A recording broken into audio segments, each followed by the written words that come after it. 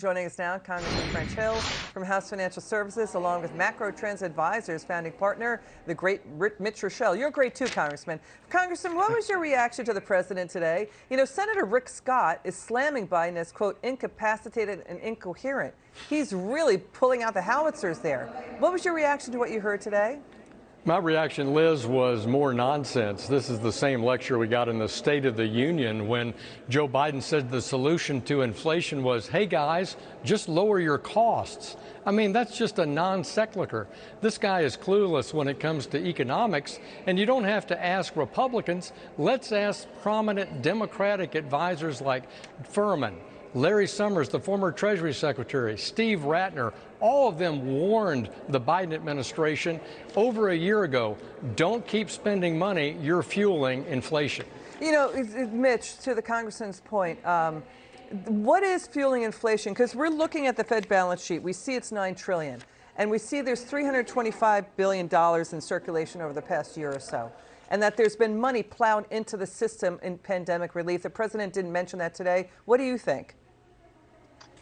You know, anybody who took economics in high school or college remembers supply and demand. And I'm going to talk about the two sides of the economy. The supply side of the economy, which has been broken since the shutdowns 2 years ago, and the demand side. And all this administration has done is stimulate the demand side. So we have all this money sloshing around the system. We have the Fed printing trillions of dollars of money, and we've done nothing to fix the supply side of the economy.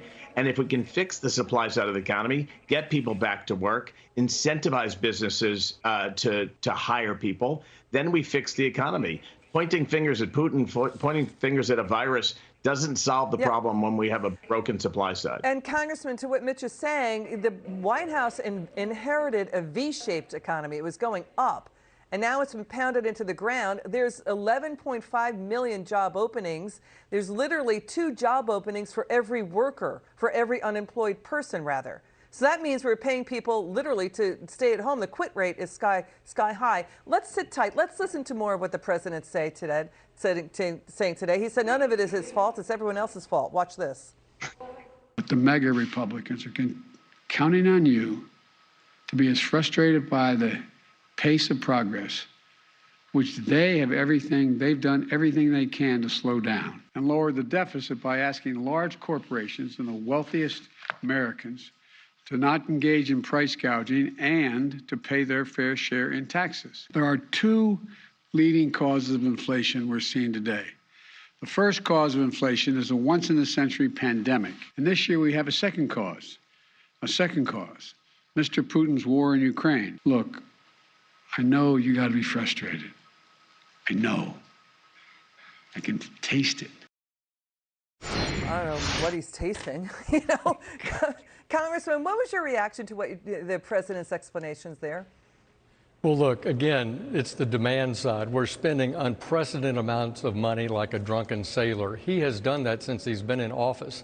We spent about $4.5 trillion to run the government as it is. He's added $4 trillion on top of that $4.5 trillion during 2021. Secondly, yes, the Fed has been printing an unprecedented amount of money buying government bonds when they should have curtailed that and begun to shrink the balance sheet back in late 2020.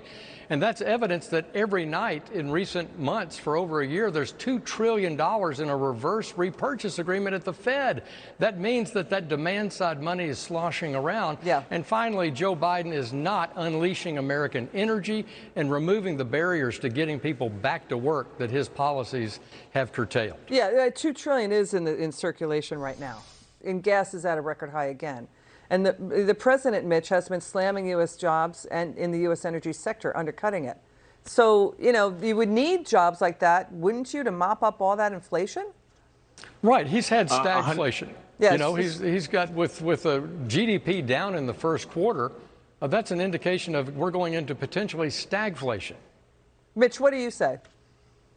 No, and I agree with the congressman. The thing that bothers me the most right now when you look at oil, and I've been speaking to a lot of oil executives is they're very worried about this administration being so focused on green that they're worried that if they invest the billions of dollars that it takes to get the oil patch back up and running, that they're just going to meet roadblock after roadblock in regulations that are going to prevent it from happening. And the thing on the supply side of the economy that really frightens me is the price of diesel. Because right now we have a disincentive for truckers to drive trucks. It's hard enough to find the drivers. And now independent owner-operators probably can't afford to make those runs because we have diesel in some states approaching $7 a gallon. There's that, right? So I understand what you're saying on that. And, you know, the president, by the way, is saying the rich should pay more in taxes. The top 20% pay 9 out of 10 of federal income taxes.